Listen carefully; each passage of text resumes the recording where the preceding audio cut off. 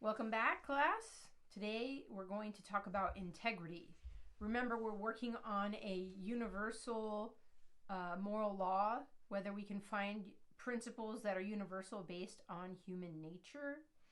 Today we want to talk about integrity and see if we want to make a universal moral principle based on integrity. First, what is integrity? Think of the word integer. What is an integer? A whole number, right? So integrity has to do with wholeness, being a whole person. All right, so integrity, wholeness, unity in the self.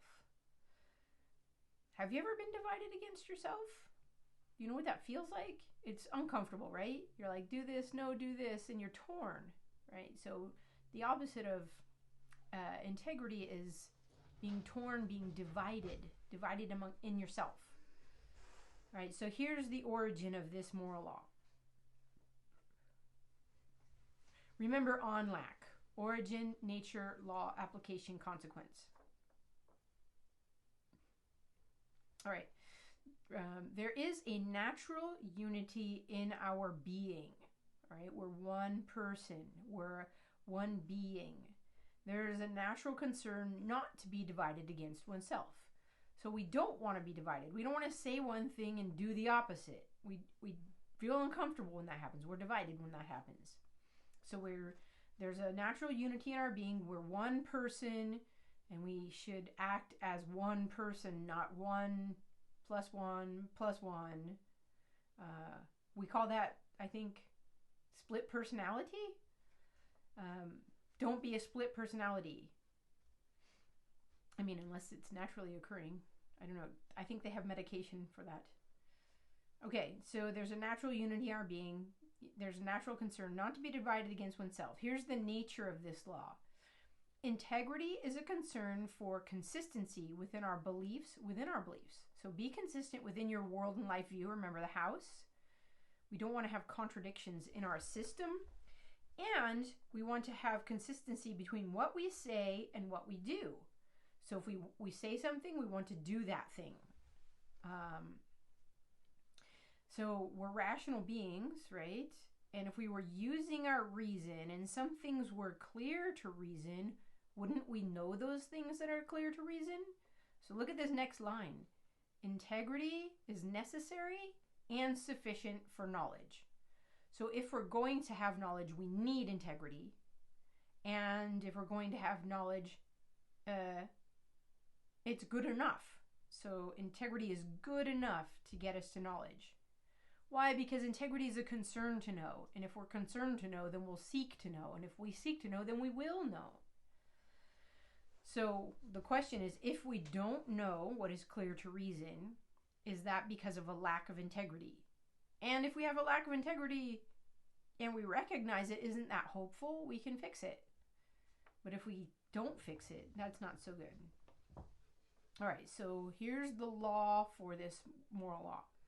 We should have integrity. We should have a concern for consistency. Do you want to make that a universal? I do. Don't you want your used car salesperson to have integrity, a concern for consistency? You told me the price of the car was this. Now you're changing your story. Don't you want your professors to have integrity, your parents, your politicians? What am I missing? Your preachers, your pastors, your imams, your rabbis, your gurus. Don't you want them to have integrity too? And when they don't, isn't that when we sometimes walk away from whatever religion? Because we thought these people said one thing and they did another. So let's look at the applications of this one. Remember, these are some applications to give you a sense of it. You can go further and apply it more. All right, our most implicit profession is a concern to know. So implicit is implied. We didn't specifically say it out loud. It's not a spoken thing, it's an unspoken thing. So our most implicit profession is a concern to know. Why? Because we're rational beings. And we come off as beings who want to know. I don't know anybody who's going around saying, no, I really don't want to know. It's not, I just don't want to know. Maybe we don't want to know some things, but do we want to know nothing? I don't know anybody like that. You can go around and test it out though. So we're rational beings. Our most implicit profession is a concern to know. We want to know the good, don't we? Because we're rational, if there is integrity, a person will know what is clear to reason. This is what I was just saying. If a person does not know what is clear, there's a lack of integrity. Again, I said this earlier. Now, that's our implicit profession. Now, look at explicit, though. We explicitly say things really in a manner where we're promising an oath or a vow. So our most explicit profession is a vow. This is like as a public promise. Often we take a vow when we get married. You take a vow when you enter a religious organization sometimes.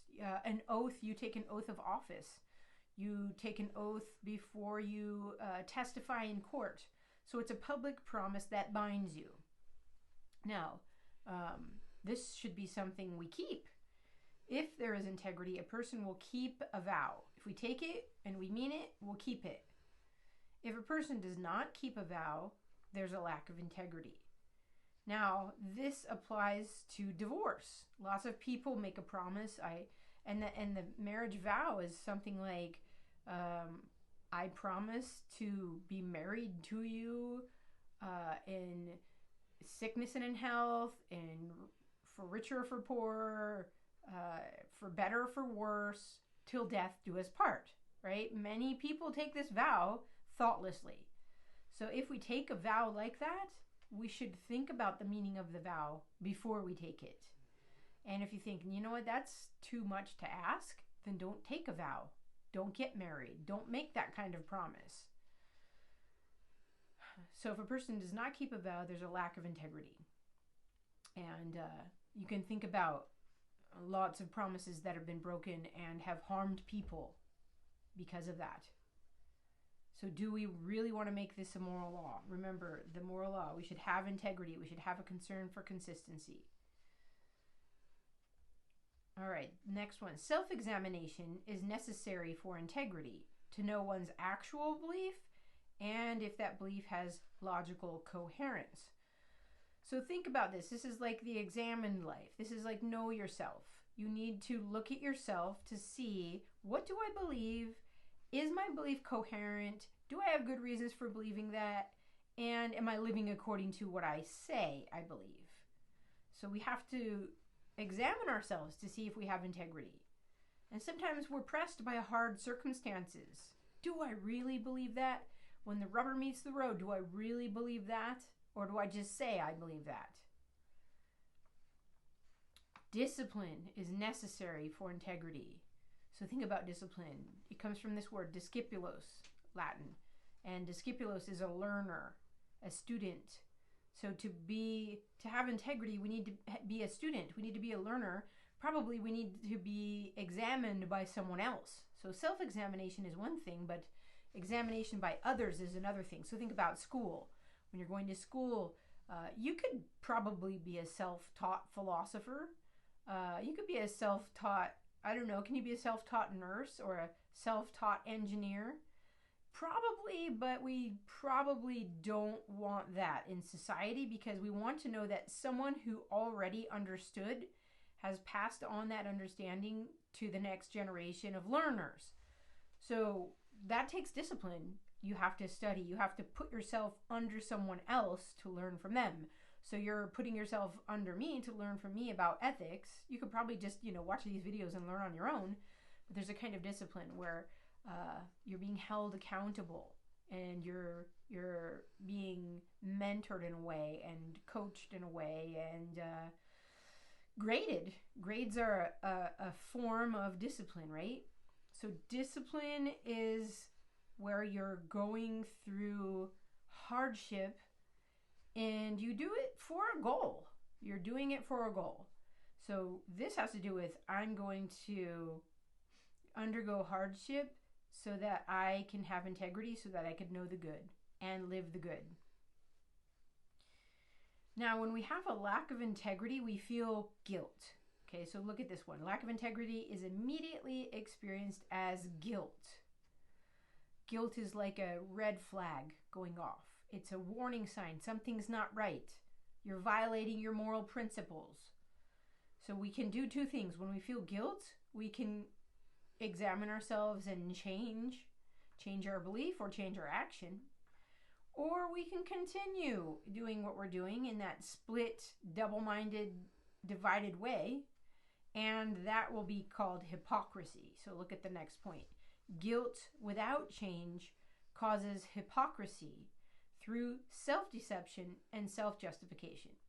So not only now are we violating a moral principle, we're violating it and we're saying, I'm okay, I'm all right, there's nothing wrong with this, and you're coming up with stupid excuses for it. So self-deception is like, I'm all right, nothing's wrong, and self-justification is where you come up with stupid excuses for what you're doing, and nobody believes them but you, right? So when we're in this condition of moral evil, let's say we're not doing the good, and we're deceived, and we're justifying our position, it's difficult to change at that point. And that's why natural evil is there. Remember, toil, strife, old age, sickness, and death. It's a call back out of that condition. So when we're suffering, we should say, oh, is suffering trying to get me to pay attention to this condition I'm in? All right, what are the consequences of this moral law? Look at the consequences. Integrity places the concern to know above psychological and practical concerns. So let's talk about that. Psychological and practical concerns. We often put those things as more important than a concern for the truth. So do you want to know the truth more than, let's say, keep your friends or your significant other who's like, I'm not that into the truth? People lose friends over this kind of thing sometimes. Practical concerns. Yeah, I would seek the good, but it doesn't get you any money. So practical concerns are like how, getting stuff done, how I could make money, how I could be, more comfortable. Maybe comfort is between practical and psychological. I feel comfortable, but I have the financial backing to be comfortable. Those things are sometimes put before our concern for the truth. And then what happens? Our psychological and practical concerns get shaken. Like right now, in this condition we're in, everybody's practical concerns are shaken up, right? Practically speaking, we can't even leave the house. Psychological concerns, I don't get to see my family or my friends or go out to my favorite cafes or whatever. So integrity places the concern to know above those things. So what we should be doing at this time is thinking about the truth and pursuing the truth. As integrity decreases, as we go down in integrity and we're in this state of hypocrisy, stupor increases. What that means is things become less and less clear to us. The less you use your mind to see what is clear, the less clear things will be, okay? And as integrity increases, clarity increases. The more you use your mind to see what is clear, the more you will see what is clear. And guess what comes with that? Satisfaction, happiness, true comfort. All right, so remember this one. Integrity is, let me see, what do we want to say this? We want to say we should have integrity. We should have a concern for consistency. And we want to see, should we make this a universal moral principle? I think so. I think we should. And if you have a reason that you think we shouldn't make this universal, I'd like to hear it. And I'll give you points for that. All right, because I like to know that you're thinking, even if you're disagreeing, that shows me you've thought about it. Now I want you to think well about it. Apply integrity all the way and think it through all the way. All right, I will see you in the next video where we're going to talk about work. Oh, this is going to be a good one. This is one of my favorites. I know you're not supposed to have a favorite moral law, but work is my favorite moral law. Shh, don't tell the others. All right, take care for now.